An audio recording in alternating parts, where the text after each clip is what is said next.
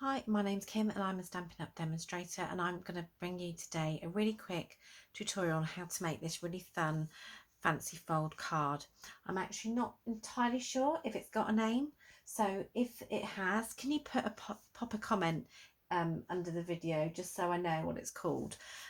So what we're using today is the True Love Designer Series paper from Stampin' Up, and I've just got several versions to show you, just to show you how many different looks you can achieve with just one pack of True Love DSP. If you are in the UK, France, Germany, Austria or the Netherlands, then you are more than welcome to place an order via my Stampin' Up shop. Just head over to handmadebykim.co.uk and go to the link that says shop online and you can place an order there. So as you can see, I've made 4 different designs. It's all the same pack of paper, so there's lots and lots of different patterns that you can use. I tended to either go for dark designs or more designs with lots of white in it as well, so you can see the 2 different looks here.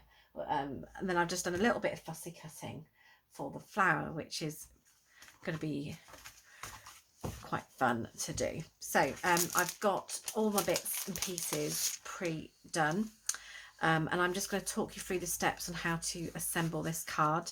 Now the measurements today are in centimeters, but once you know how, you can easily put this together in inches if you're using different card sizes. Okay, so what you're going to need is a cardstock base. So this is 29.8 centimeters by 10.5 centimeters. So this is half a sheet of A4. So what we're going to do is score it just as we normally would. So I just go just in between 14.9 and 14.8. So score that as normal. So if you were making a card in a different size, you would do exactly the same thing. And then all we're going to do is we're going to chop one piece directly in half. Okay, so I am just going to take 7.4 centimeters off one end. Okay, so you've got this and this piece here, which is exactly the same. So all we're going to do is use this piece for this piece here. So we're not wasting much card. So if you've got a different card size that you use, you can apply the same technique. Just work out the length here, cut it in half, and then you can work out your mats and layers accordingly. Okay, so that's all the cutting we're going to do, because I've pre-cut everything else. So in addition to your card base, you are going to need, so depending on your choice of cardstock, so I'm just going to quote the colours that I'm using, but replace them with your own. So you need 2 pieces of basic black that measure 13.9 by 9.5. So this is going to be for this part here and also for the back. So I actually decorated the back, and that's where you can write your message, but you don't have to do that, but I'm just showing you what I've done. So 2 pieces, and then 2 pieces of basic black that measure 6.4 centimeters by 9.5. So again, that is for that section here and also for this section there. And then what you need is DSP to mat onto the big pieces. So this is 13.5 centimeters by 9.1 centimeters. So you need 2 pieces, and then you need 2 pieces of DSP again that measure 6 centimeters by 9.1. So you know, you can pick your patterns and work out what's going to coordinate best. Then what I've got is I've used the Stitch So Sweetly dies to cut a panel that's going to go on the back for your message, and then one inside, which is going to exactly position behind this piece so you can't see it. And what I've done is I've taken the Pretty Perennial stamp set, which is in the mini catalogue, and I have stamped in Versamark Happy Mail. So these cards are going to be Happy Mail cards that I sent out, but you can obviously choose whatever sentiment.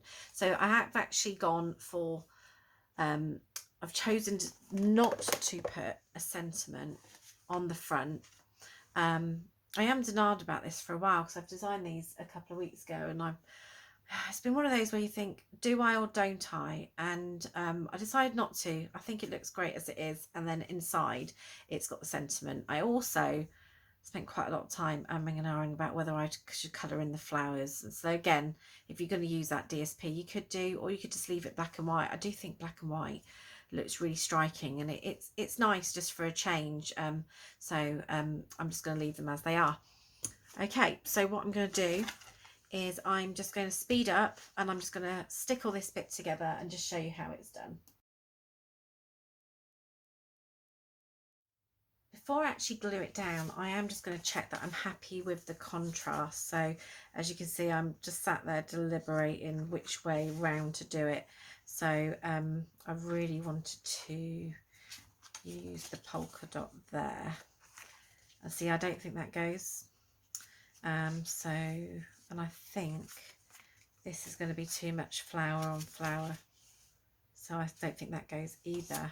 So I might switch it up and go with that and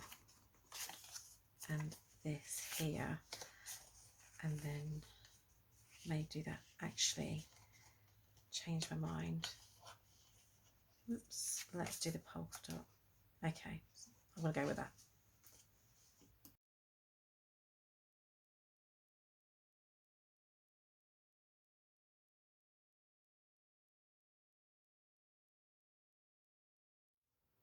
So, okay, I've glued everything in place apart from this final panel. So with this piece here, it's not quite central, but if you go fairly central, you can't go wrong. So I've added the back, the sentiment, the place on the back to write your message, and just need to add this piece here over the top. So I just wanted to talk through this bit because you don't want to, by mistake, apply glue to the whole area. You just want to do half, but I don't quite go half, just a little bit under.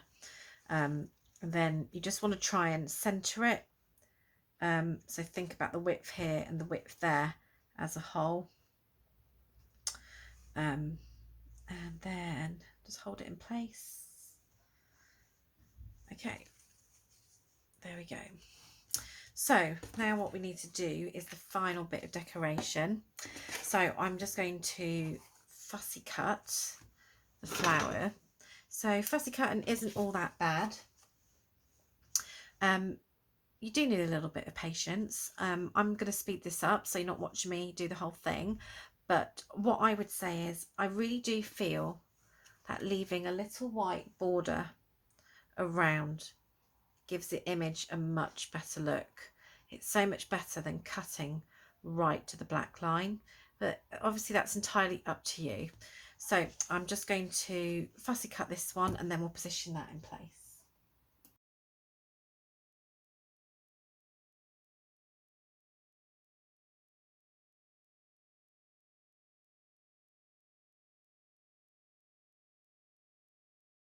Okay, so that didn't take too long, but I'm not the greatest fussy cutter, but as long as it comes out okay, it doesn't matter how quickly you do it.